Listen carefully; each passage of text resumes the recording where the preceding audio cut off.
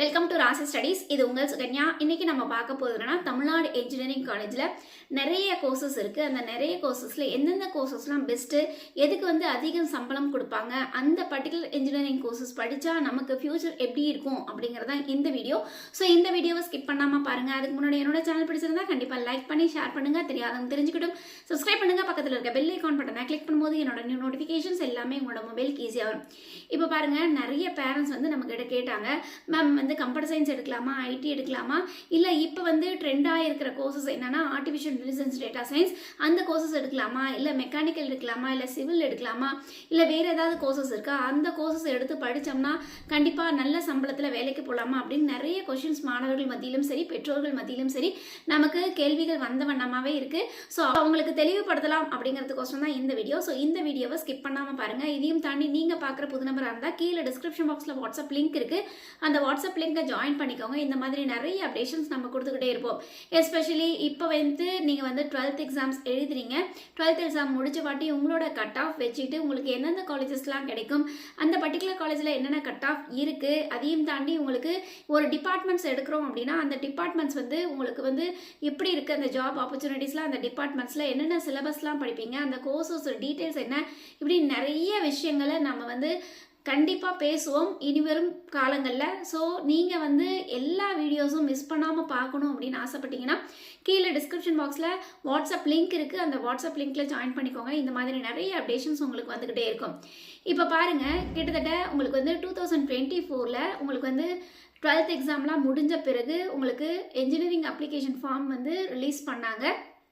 அது எங்கே ரிலீஸ் பண்ணுவாங்க அப்படின்னா www.nta.ac.in இந்த வெப்சைட்ஸில் உங்களுக்கு அப்ளிகேஷன்ஸ் நீங்கள் போடுங்க. நீங்கள் பர்டிகுலராக 476 என்ஜினியரிங் காலேஜஸ் இருக்குது. அந்த 476 என்ஜினியரிங் காலேஜில் நீங்கள் என்ஜினியரிங் டிபார்ட்மெண்ட் சேரணும் அப்படின்னா கவுன்சிலிங் மூலமாக உள்ளே போகணும் அந்த பர்டிகுலர் காலேஜில் அப்படின்னா அப்ளிகேஷன்ஸ் போட சொல்லுவாங்க.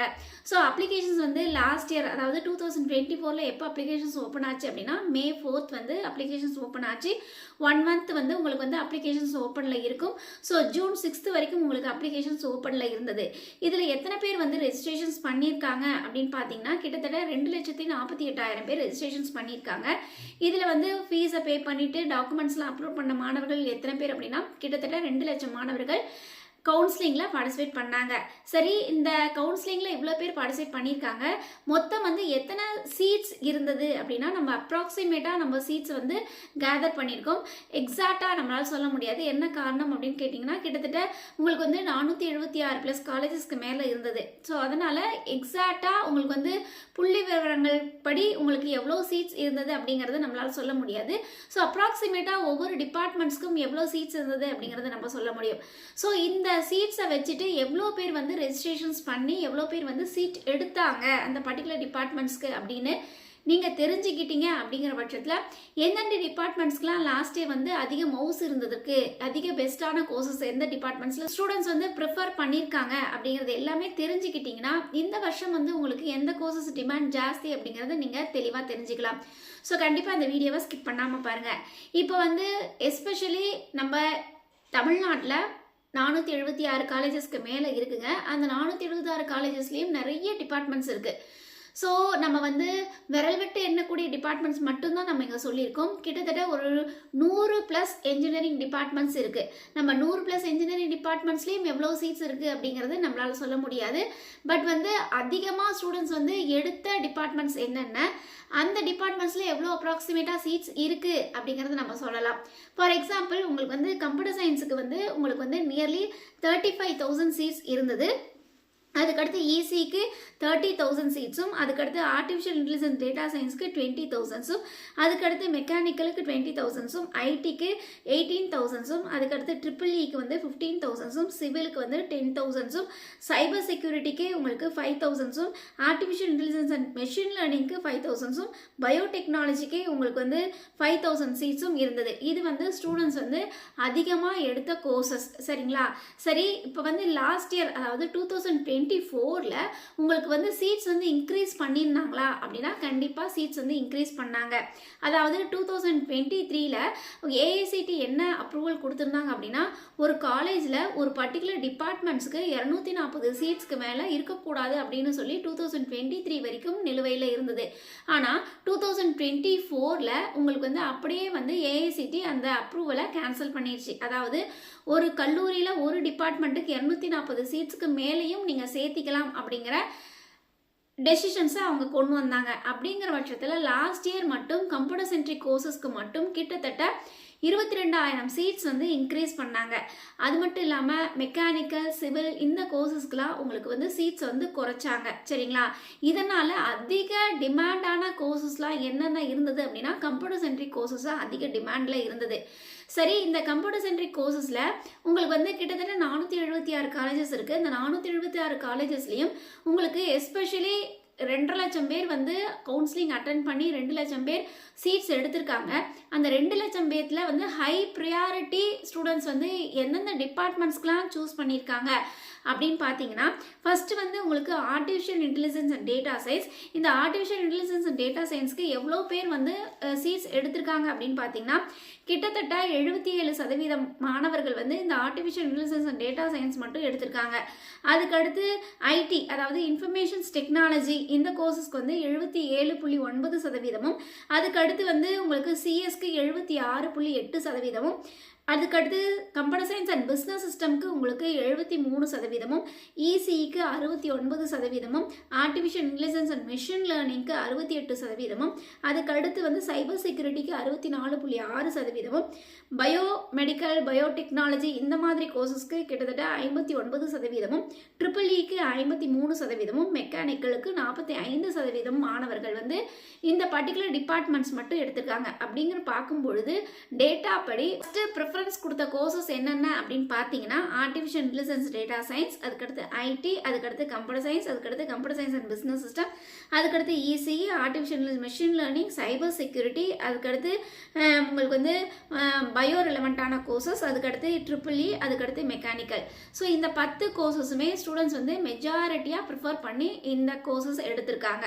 சரி, இதுக்கு அடுத்த கோர்சஸ்லாம் அதாவது சிவில், மெக்கானிக்கல், சிவில், கெமிக்கல், அதுக்கடுத்து வந்து உங்களுக்கு இன்னும் நிறைய கோர்சஸ் இருக்குது. உங்களுக்கு வந்து ஸ்பெஷலைசேஷன் கோர்சஸ்லாம் இருக்குது. For example printing technology, textile technology, fashion technology இந்த மாதிரி நிறைய கோர்சஸ் இருக்குது. ஸோ இந்த கோர்சஸ்க்குலாம் ஸ்டூடெண்ட்ஸ் வந்து எடுக்கலையா, இல்லை வந்து ஸ்டூடெண்ட்ஸ் வந்து இந்த காலேஜஸ்க்குலாம் போகலையா அப்படின்னு இன்னொரு கொஷின்ஸ் கேட்பாங்க. ஸோ நாம் வந்து சஜஸ்ட் பண்ணியிருக்கிற வீடியோ என்ன அப்படின்னு பார்த்தீங்கன்னா அதிகமாக ஸ்டூடெண்ட்ஸ் வந்து எவ்வளோ பேர் பார்ட்டிசிபேட் பண்ணாங்க, அந்த அதிக ஸ்டூடெண்ட்ஸில் வந்து எவ்வளோ பர்சன்டேஜ் மெஜாரிட்டி டாப் 10 கோர்சஸ் வந்து எவ்வளோ கோர்சஸ்க்கு வந்து மெஜாரிட்டி இம்பார்ட்டன்ஸ் கொடுத்துருக்காங்க அப்படிங்கிறத டேட்டா தான் நம்ம உங்களுக்கு சொல்லியிருக்கோம். இதையும் தாண்டி நம்ம ஒரு தம்ப்நெயில் கொடுத்துருந்தோம். அது என்ன அப்படின்னா which is best course question இது. ஸோ மாணவர்களும் சரி பெற்றோர்களும் சரி நம்மக்கிட்ட நிறைய கொஷின்ஸ் இதே மாதிரி கேட்டுட்டு இருக்காங்க. மேம் எந்த கோர்சஸ் வந்து எடுத்தால் ஃப்யூச்சர் நல்லாயிருக்கும், எந்த கோர்சஸ்க்கு சம்பளம் ஜாஸ்தி, உங்களுக்கு நம்ம சொல்ல வேண்டியது என்ன அப்படின்னு பார்த்தீங்கன்னா இந்த வீடியோஸ் வந்து யார் வேணாலும் பார்க்கலாம். ஃபார் எக்ஸாம்பிள் நீங்கள் பேரண்ட் வந்து ஒரு மெடிக்கல் ரிலவெண்ட்டாக டாக்டராக இருக்கலாம், இல்லை பேரண்ட் வந்து சிவில் இன்ஜினியராக இருக்கலாம், இல்லை பேரண்ட் வந்து சாஃப்ட்வேர் இன்ஜினியராக இருக்கலாம், இல்லை பேரண்ட் வந்து ஒரு வந்து அக்ரிகல்ச்சர் ஃபீல்டில் இருக்கலாம், இல்லை பேரண்ட் வந்து ஒரு ஆர்கிடெக்சர் ஃபீல்டில் இருக்கலாம். ஸோ எந்த பேரண்ட் வேணாலும் இந்த வீடியோஸை பார்க்கலாம். அப்படிங்கிற பட்சத்தில் இந்த கோர்சஸ் எடுத்து படித்தா சக்ஸஸ் ஆக முடியுமா அப்படின்னா எந்தெந்த கோர்சஸ்லாம் அப்படின்னா இன்கேஸ் உங்களுக்கே நான் அந்த நாங்கள் கொடுத்துட்றோம். என்ன அப்படின்னா இப்போ ஃபார் எக்ஸாம்பிள் சிவில் கோர்சஸ் ஒரு மாணவர் எடுக்கிறான்னு வச்சுக்கோங்க. அந்த சிவில் கோர்சஸ் அவங்க அப்பா வந்து சிவிலில் சூப்பராக பண்ணுறாங்க அப்படின்னா இப்போ இருக்கிற ஜென்ரேஷன்ஸில் சிவில்லாம் வந்து எடுக்கிறதே இல்லை மாணவர்கள். ஆனால் இன்கேஸ் சிவிலில் நல்லா ஜேர்னி பண்ண முடியும், அவங்களுக்கு வந்து கவர்மெண்ட் ஜாப் நல்லா ஈஸியாக கிடைக்கும் அப்படிங்கிற க்ரைட்டீரியா இருக்கிற மாணவர்கள் கண்டிப்பாக அந்த சிவில் எடுப்பாங்க. அப்போது சிவில் வந்து ஃபர்ஸ்ட் கோர்ஸா அப்படின்னா சிவில் எடுத்த மாணவர்கள் ஃபர்ஸ்ட் கோர்ஸ் கிடையாது இல்லை. அப்படிங்கிற டெசிஷன்ஸில் நம்ம வந்து எந்த கோர்சஸ் எடுத்தாலுமே உங்களுக்கு வந்து இந்த கோர்ஸ் தான் பெஸ்ட்டு, இந்த கோர்ஸ் தான் பெஸ்ட்டு அப்படிங்கிறத நம்மளால் சொல்லவே முடியாதுங்க. எந்த கோர்சஸ் எடுத்தாலும் ஸ்டூடெண்ட்ஸோட நாலேஜ், ஸ்டூடெண்ட்ஸோட பர்ஃபார்மன்ஸ், ஸ்டூடெண்ட்ஸோட ஸ்கில் இதை வச்சு தான் நம்ம வந்து அடுத்த கட்டம், அதாவது நீங்கள் வந்து காலேஜ் முடிச்சுட்டு கம்பெனிக்குள்ளே போகும்போது இந்த 3 வச்சு தான் நீங்கள் உங்களோட சம்பளத்தை நிர்ணயிக்கப்பட முடியுமே தவிர இந்த கோர்ஸ் பெஸ்ட்டு, இந்த கோர்சஸ் பெஸ்ட்டு, இந்த கோர்சஸ் எடுத்து படித்தா நல்ல சம்பளம், இந்த கோர்சஸ் எடுத்து படித்தா நல்ல சம்பளம் இல்லை அப்படின்னு எதையுமே வரையறுக்கவே முடியாதுங்க. சரிங்களா? நம்ம ஒன்னொன்னையும் ஒரு கல்லூரியை தேர்ந்தெடுக்கும் பொழுது ஒரு இன்ஃப்ராஸ்ட்ரக்சர்ஸ் எப்படி இருக்கும், ஃபேக்கல்ட்டிஸ் எப்படி இருப்பாங்க, ஸ்டூடெண்ட்ஸ் டீச்சர்ஸ் ரேஷியோ எப்படி இருக்குது, நேக் அக்ரிடேஷன்ஸ் வாங்கியிருக்காங்களா, NARF ரேங்கிங் வாங்கியிருக்கிறாங்களா, அது மட்டும் இல்லாமல் உங்களுக்கு லேப் ஃபெசிலிட்டிஸ்லாம் எப்படி இருக்குது, அங்கே வந்து பிளேஸ்மெண்ட்ஸ் எப்படி இருக்குது, அதுக்கடுத்து வந்து உங்களுக்கு வந்து சென்டர்ஸ் ஆஃப் எக்ஸலன்ஸ் எப்படி இருக்குது, அப்படிங்கிறது எல்லா விஷயங்களையும் நம்ம ஆராய்ஞ்சு தான் அந்த காலேஜில் நம்ம போய் சேர்த்துறோம். அப்படியும் தாண்டி என்ன டிபார்ட்மெண்ட்ஸ் அப்படிங்கிறதையும் நம்ம யோசிச்சு தான் அந்த காலேஜில் போய் சேர்த்துறோம். நமக்கு பிடிச்ச டிபார்ட்மெண்ட்ஸ் கண்டிப்பாக தெரிஞ்சு தான் நம்ம அந்த காலேஜில் சேர்த்துறோம்.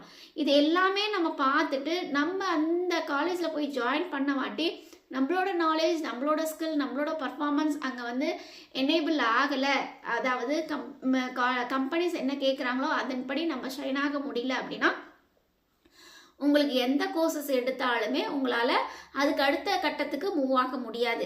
ஸோ நீங்கள் எந்த கோர்சஸ் எடுக்கிறீங்கிறது ஆப்ஷன்ஸ் கிடையாது. ஸோ உங்களுக்கு பிடிச்ச கோர்சஸ் எடுங்க. அந்த பிடிச்ச கோர்சஸில் உங்களோட நாலேஜ், உங்களோட ஸ்கில், உங்களோட பர்ஃபார்மன்ஸ் வச்சு நீங்கள் மூவ் பண்ணீங்க அப்படின்னா எந்த கோர்ஸும் நல்ல கோர்ஸ் தான். எந்த கோர்சஸ் எடுத்தாலும் நல்லா சக்ஸஸ் ஆக முடியும். எந்த கோர்சஸ் எடுத்தாலும் நல்ல சம்பளத்தில் நீங்கள் ஜேர்னி பண்ண முடியும். ஸோ உங்கள் எல்லாருக்குமே நம்ம சொல்ல வேண்டியது என்னென்னா, உங்களுக்கு பிடிச்ச கோர்சஸ் எடுங்க, உங்களுக்கு பிடிச்ச காலேஜில் ஜாயின் பண்ணி படிங்க. கண்டிப்பாக நீங்களும் சக்ஸஸ் ஆகிறதுக்கு என்னுடைய வாழ்த்துக்கள். ஸோ தொடர்ந்து பேசுவோம். இந்த மாதிரி நிறைய அப்டேஷன்ஸ் உங்களுக்கு வந்துக்கிட்டே இருக்கும்.